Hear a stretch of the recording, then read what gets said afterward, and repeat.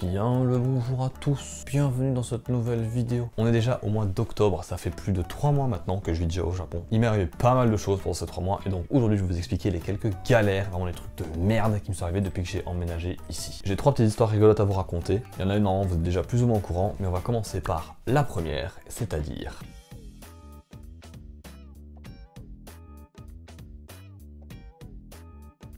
Alors, avant de vous expliquer proprement ce qui s'est passé pendant les quelques premières semaines d'installation et même le premier jour en fait auquel je suis arrivé, je vais un peu vous remettre dans le contexte en vous expliquant comment ça s'est passé. Je suis arrivé ici à Tokyo le 28 juin 2023 exactement. Le jour avant, le 27 juin 2023, je devais prendre l'avion. Première chose qu'il faut savoir, l'avion devait décoller à 11h45. Je suis arrivé à l'aéroport à 10h. Pour un vol international, on doit arriver 2 heures à l'avance. On était dans la voiture avec ma mère à littéralement 10 minutes de l'aéroport, il y avait des bouchons, mais de malade mental, on est resté bloqué une demi-heure sans bouger.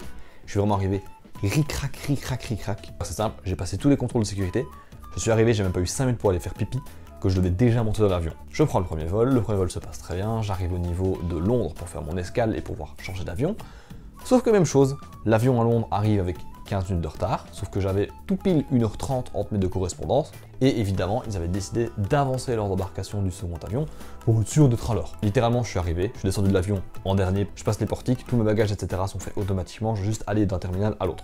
Je change de terminal, j'arrive, l'embarquement a déjà commencé, on attendait 3 personnes, moi, une autre personne qui est dans un autre avion, et la dernière, elle n'est jamais vue. C'est fait, j'ai réussi à avoir mon avion, je suis parti, je suis enfin dans le voyage de ma vie. J'arrive ici, à l'heure prévu, même un peu en avance, le lendemain matin. Je vais chercher mes clés, on m'ouvre, on me fait signer les contrats, on me donne les clés, on m'explique le code de la boîte aux lettres, les règles de la maison, tout se passe nickel, vraiment, tout est nickel, tout est propre, clean, carré, y a rien à dire. Je suis arrivé aux alentours de midi je crois, mais avec le décalage horaire, etc., j'avais un peu dans l'avion, j'étais explosé, mais j'avais pas envie de dormir parce que je me disais que si je dormais, j'allais me réveiller n'importe quand, j'allais niquer mon rythme et j'allais plus jamais réussir à me recaler. Vas-y, je force, je vais sortir dehors, etc. Ce sont les premières images qu'on voit sur les tout premiers vlogs quand j'arrive. C'est vraiment, je sors de l'avion, je prends mes clés, je m'installe et je me casse. Direct. Je mange dehors, je passe une première journée un peu sympa, à gauche, à droite, je visite le quartier. Je fais pas énormément de choses parce que je suis fatigué ce jour-là. J'ai vraiment juste envie qu'il soit 10h pour aller dormir. Parce que je me dis, si je vais dormir à 10h, je serai dans un bon rythme, je vais me réveiller un peu tard, demain peut-être vers 9h. Je vais plus ou moins recalé. Si je me réveille à 9h, je peux dormir de nouveau à 10h et puis après prendre une nuit normale. Arrivé à 10h, du coup, je redescends de la cuisine qui est en haut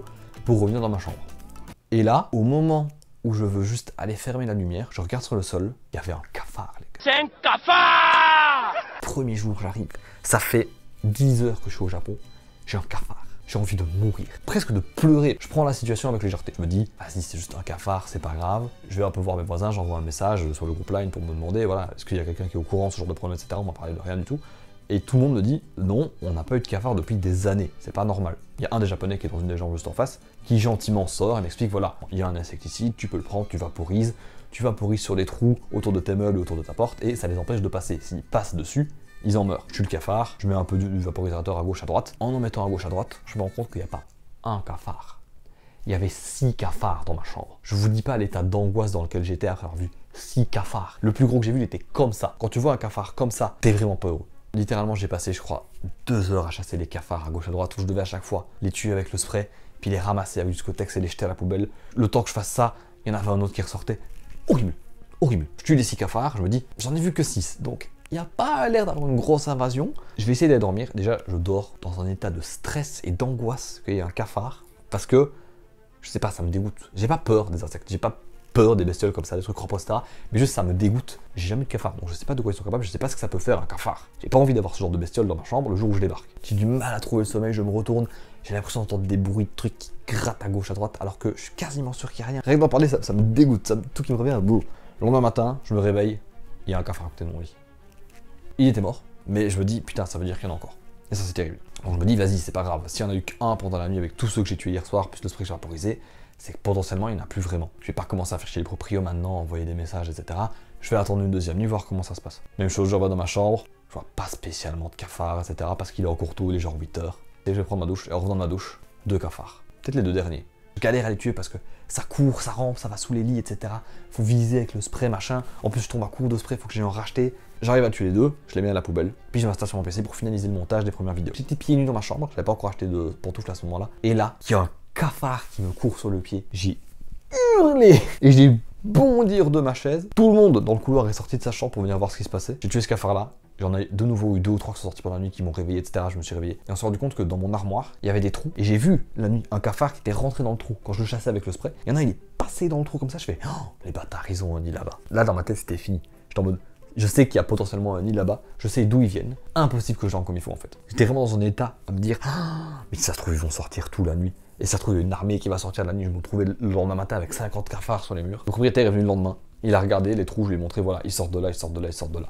Il a rebouché les trous avec du scotch. Le soir même, j'en ai revu un. J'ai renvoyé un message direct en disant, il y en a encore un. Il est revenu le lendemain. On a vu au-dessus de l'armoire, il y avait un trou, en fait, un trou qui servait d'une ancienne aération, un truc comme ça. Il a rebouché le trou avec du scotch. Et depuis, j'en ai plus vu. J'ai eu des cafards pendant 4 jours, je crois. Le gars est venu 2 fois pour tout reboucher. Et sur 4 jours, je crois, j'ai tué entre 15 et 20 cafards. C'était abominable. Et je vous jure que quand on débarque dans un pays où on connaît rien, où on sait pas quoi faire, on est perdu, la dernière chose que tu as envie, c'est d'avoir ce genre de problème. Le truc qui me faisait peur, c'est de me dire, imagine, on doit appeler un exterminateur d'insectes ou quoi, et qui viennent et qui nous disent, ouais, il faut qu'on ait la chambre pendant une semaine. On n'a plus vu de cafards dans la maison depuis, on a installé des pièges partout, à gauche, à droite, on a des bombes qui traînent au cas où. J'espère que c'est résolu, on espère tous que c'est résolu. Normalement, les cafards sortent qu'en été, donc on en avait là fin juin, début juillet. Non, déjà fin octobre, il n'y en a plus depuis. Ça semble réglé, j'espère qu'on n'en aura pas trop l'été prochain, voire qu'on n'en aura pas du tout, ça pourrait m'arranger honnêtement. C'était ma première anecdote horrible. La première chose qui m'est arrivée littéralement quand je suis arrivé au Japon, la première chose qui m'a fait regretter à la limite de me dire mais qu'est-ce que je fous là en fait. C'était abominable. La deuxième chose dont je vous parlais, et vous savez à quel point je les déteste, c'est la téléphonie au Japon. Si vous avez regardé tous les vlogs jusque-là, vous êtes plus ou moins au courant que ça a déjà été une galère sans nom pour un pour 3 numéros de téléphone. Mais j'ai jamais vraiment expliqué pourquoi en fait c'était une galère et à quel point ça a été une galère. La première chose qu'il faut savoir, c'est que quand on débarque dans un pays étranger comme ça, il y a toute une série de choses administratives qu'il faut faire et qu'il faut faire dans l'ordre. Si on rate une étape, on est bloqué à la suivante. Donc on est obligé de tout faire un à un, étape par étape, sans rien sauter. Sinon, c'est la merde. Quand on débarque au Japon, une des premières choses à faire, c'est d'aller s'enregistrer au niveau de la mairie pour dire voilà, j'habite bien ici, il me faut un certificat de résidence, on te donne ta carte d'étranger comme quoi tu es bien résident ici, on te fait signer les papiers pour la mutuelle, etc. Et ça, c'est réglé. Ça prouve que tu es bien résident au Japon. Une fois que tu es résident au Japon, tu peux aller ouvrir un compte en banque. En tant que nouvel arrivant au Japon, on peut ouvrir un compte en banque que à la Japan Post Bank. Si vous voulez un autre compte en banque, c'est mort. Je vais à la Japan Post Bank, j'ouvre mon compte en banque. Nickel! Service client impeccable, la meuf elle est super gentille, elle pète pas un mot d'anglais mais je me démerde avec mon japonais cassé, elle arrive à me comprendre, elle m'explique tout, ce que je sais pas faire, elle fait à ma place. Madame, si vous regardez la vidéo, je vous aime, je vous jure c'était parfait, tout s'est passé trop bien, même moment je me suis dit, il y a un problème, c'est pas possible que ça se passe trop bien, c'est pas possible que ça se passe comme ça. Ça a été réglé en 1h30, j'ai reçu mon livret bancaire le jour même, et on m'a dit, la carte elle arrivera chez vous 1 semaine après monsieur. 1 semaine après, la carte est dans ma boîte aux lettres. Je ne reviens pas. J'ai vu tellement de vidéos de trucs qui me disaient la banque au Japon, c'est n'importe quoi, c'est une horreur. Le fait que ça se passe si bien, j'arrivais pas à y croire. La prochaine étape, quant à tout ça, c'est ouvrir ton numéro de téléphone. Tu as légalement le droit. Tu as juste besoin de 2 choses, ta carte de résident étranger et un livret bancaire. C'est tout ce dont tu as besoin normalement pour ouvrir un numéro de téléphone au Japon. Je vais chez un premier opérateur. Sauf que, en allant chez le premier opérateur, vu que ça fait déjà 10 jours que je suis au Japon, je me dis, les transports ça commence à coûter cher. Donc je vais m'acheter un vélo. Je vous ai montré tout l'achat du vélo et compagnie, vous savez comment ça s'est passé, c'était très bien, je suis très content de mon vélo. Le problème, c'est que au Japon, il faut une assurance pour le vélo. Et pour avoir une assurance pour le vélo, il faut un numéro de téléphone.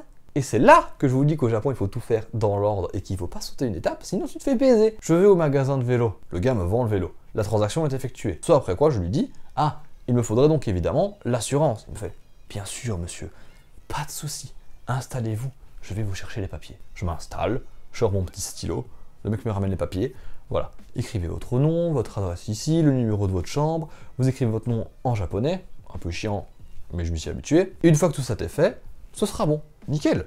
Je signe les papiers, machin, je remplis, je prends Google Traduction pour lire un peu 2-3 trucs à gauche à droite pour essayer de pas me faire couillonner. Voilà monsieur, ça fera autant. Et il me dit, maintenant que tout ça est fait, la seule chose dont vous avez besoin pour enregistrer votre assurance dans la banque de données, c'est un numéro de téléphone. C'est-à-dire, ah mais oui, évidemment monsieur, vu que l'assurance va être enregistrée au niveau de la police, il faut que la police puisse vous contacter ou que votre vélo est volé par exemple. Il faut donc un numéro de contact, c'est-à-dire une adresse et un numéro de téléphone. J'imagine qu'un numéro de téléphone étranger ne suffit pas. Bien sûr que non monsieur, il vous faut un numéro de téléphone japonais.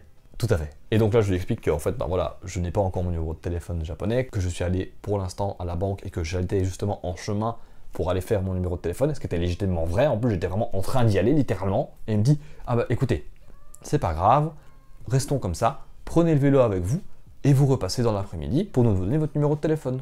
Là je me dis déjà, oh, le mec est trop gentil. C'est moi qui suis en tort, je suis 100% en tort, j'ai pas de numéro de téléphone de japonais, c'est ma faute. Et le gars il me fait, t'inquiète frérot, vas-y, tu reviens après, tout sera nickel. Je vais donc jusqu'à Ikebukuro pour aller chercher mon numéro de téléphone parce que je sais qu'il y avait une agence là-bas. Je passe la porte du magasin. Excusez-moi monsieur, je viens d'arriver au Japon il y a à peu près 2 semaines. J'aimerais bien, si possible, ouvrir un numéro de téléphone. Pas de souci mon bon monsieur.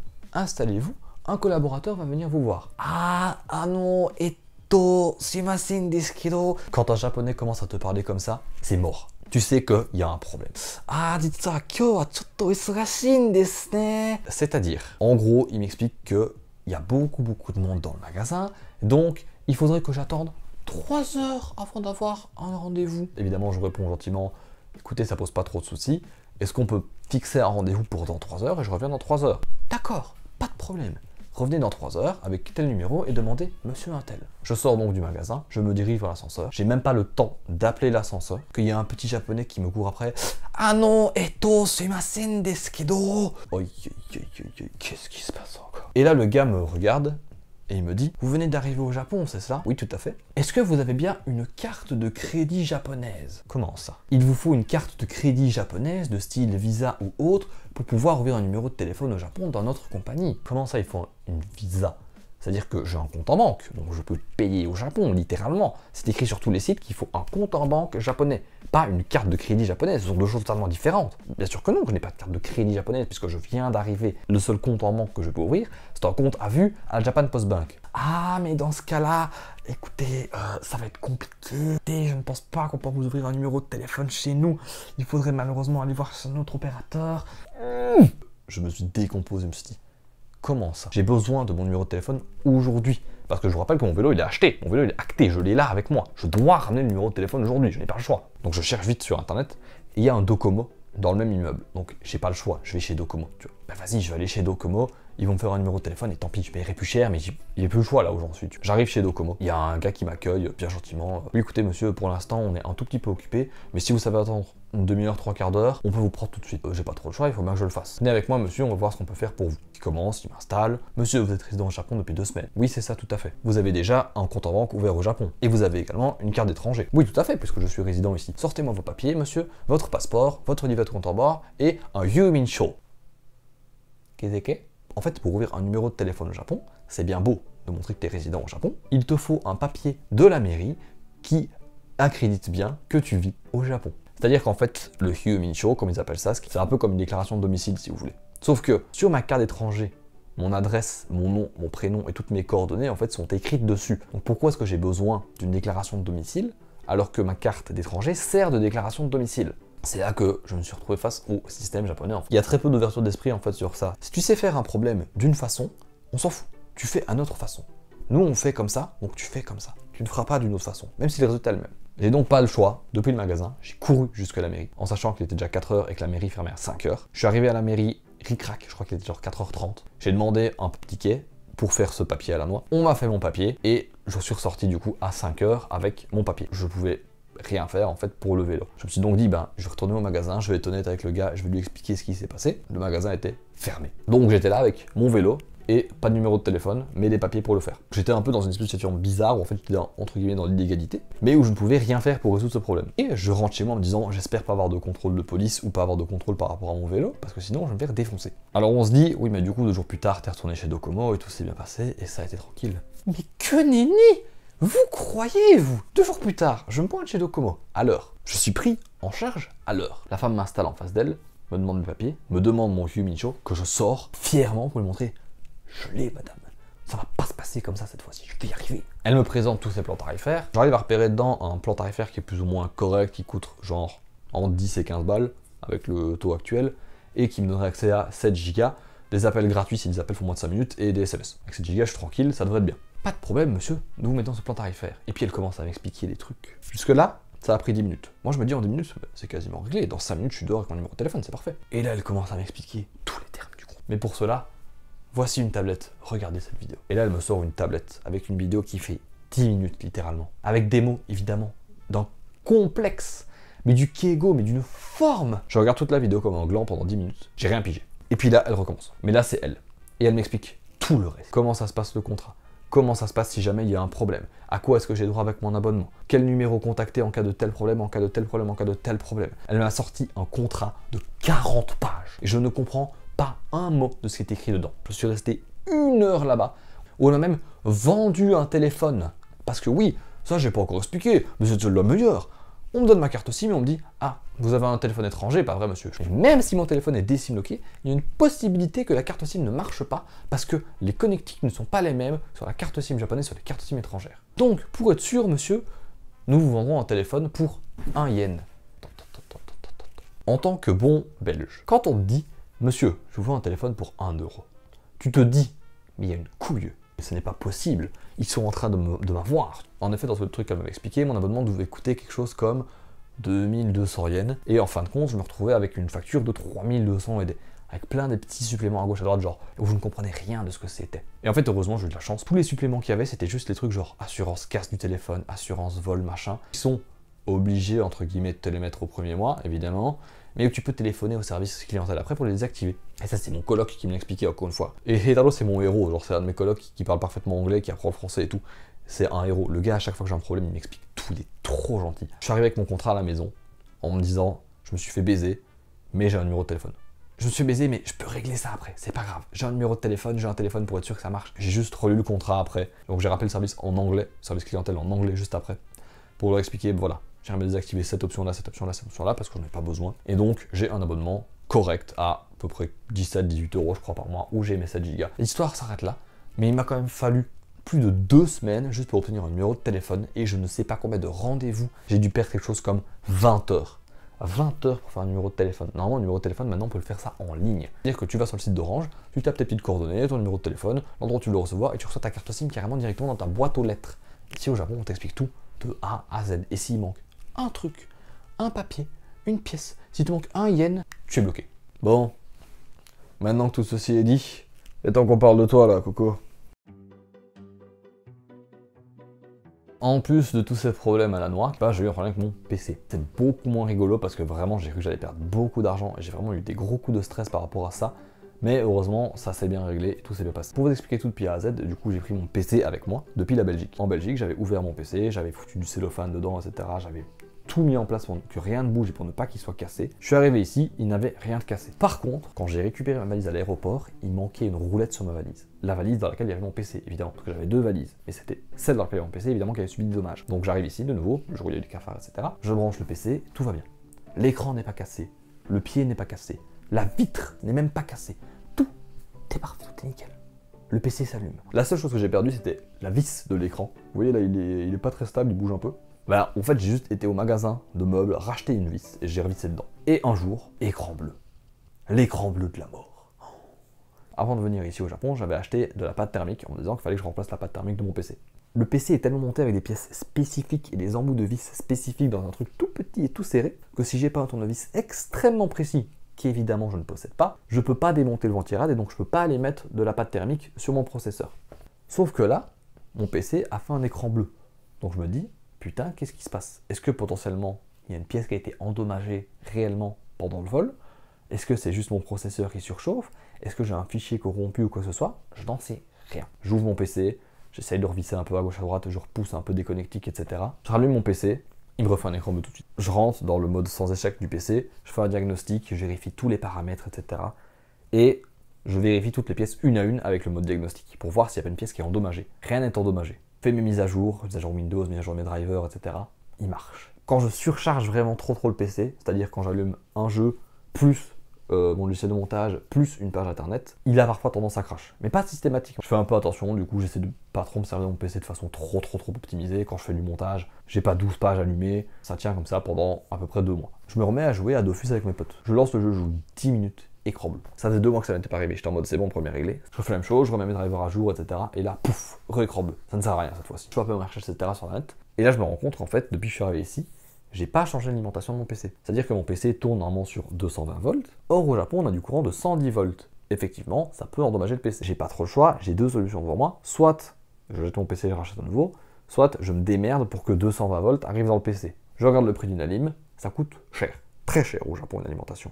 En plus de ça, mon alimentation, de nouveau, comme je vous ai expliqué tantôt, le PC il est horrible à démonter. elle est coincée dans un trou où je dois tout démonter, je dois acheter 30 tournevis pour pouvoir accéder à l'alimentation et juste la changer. J'ai clairement pas envie de faire ça et de prendre le risque de péter un truc. Je vais juste acheter un transformateur du coup pour passer de 110 à 220 volts. Je commande donc mon transformateur sur Amazon, il arrive ici quelque chose comme 3 jours plus tard, je crois. Je branche mon transformateur, je relance Dofus, en effet ça tourne, je joue 10 minutes, 20 minutes, 30 minutes, 1 heure, écran bleu. Je viens d'acheter un transformateur que j'ai payé 50 balles et ça résout même pas le problème. Je suis dégoûté. Je me dis, mais putain, je vais pas avoir le choix, je vais devoir changer mon PC. Et là, j'ai un de mes potes, il me dit, essaye un peu, on sait jamais, de mettre à jour ton BIOS, c'est-à-dire ta carte mère. Je t'en demande, comment est-ce qu'on fait ça? J'étais même pas au courant qu'on pouvait faire ça. J'ai relancé le truc et là, j'ai joué 1 heure, 2 heures, 3 heures, 4 heures. Oh, pas de problème. Les mystères de l'informatique. Et mon PC marche de nouveau. C'était un peu la dernière galère que j'ai eue ici très récemment. C'était un peu un gros coup de stress parce que je me dis, j'ai vraiment pas 800 balles à remettre dans un PC maintenant. C'est à peu près tout, je pense. C'était vraiment les 3 grosses galères qui me sont arrivées depuis que je suis arrivé au Japon. Et en dehors de ça, tout se passe très bien depuis que je suis ici. Je suis très content d'être là, je suis vraiment très satisfait de ma vie pour l'instant au Japon. Et j'échangerais ça pour rien au monde. Alors c'est pas la faute du Japon, hein, toutes ces galères, c'est en partie de ma faute. Sauf pour les cafards, évidemment c'est la faute du propriétaire qui est surenculé lui. Si jamais vous avez pour objectif de partir vivre dans un pays à l'étranger un jour en me disant que tous les problèmes seront résolus, c'est pas le cas. On a des problèmes partout où on va. Oui, il y a peut-être certains problèmes relationnels qui vont se résoudre parce que vous aurez loin de votre famille, vous aurez pu parler aux gens qui vous boulient, etc. Mais les problèmes qui sont personnels, ils resteront là, ils vous suivront. C'est un peu ça aussi le message ici, c'est de vous mettre en garde que c'est pas un pays qui va déterminer si votre vie va bien se passer ou pas. Il y a des galères partout, quoi qu'on fasse. Il n'y a pas un pays qui est parfait, il n'y a pas un endroit qui est parfait. Où qu'on aille, quoi qu'on fasse, on aura des bons moments et des mauvais moments. Voilà, c'était à peu près tout pour les galères qui me sont arrivées depuis que je suis arrivé ici au Japon. Il n'y a pas trop d'autres choses qui se sont passées. Comme vous voyez, en vrai, c'est 3 grosses galères sur à peu près 3 mois. Une galère par mois, ça va, c'est pas trop déconnant, je trouve. C'est à peu près tout pour aujourd'hui. Merci beaucoup d'avoir regardé la vidéo. N'oubliez pas, si la vidéo vous a plu, mettez un pouce, abonnez-vous, mettez un commentaire pour me dire ce que vous en avez pensé. Et sinon, on se retrouve la semaine prochaine pour une nouvelle vidéo. Au revoir!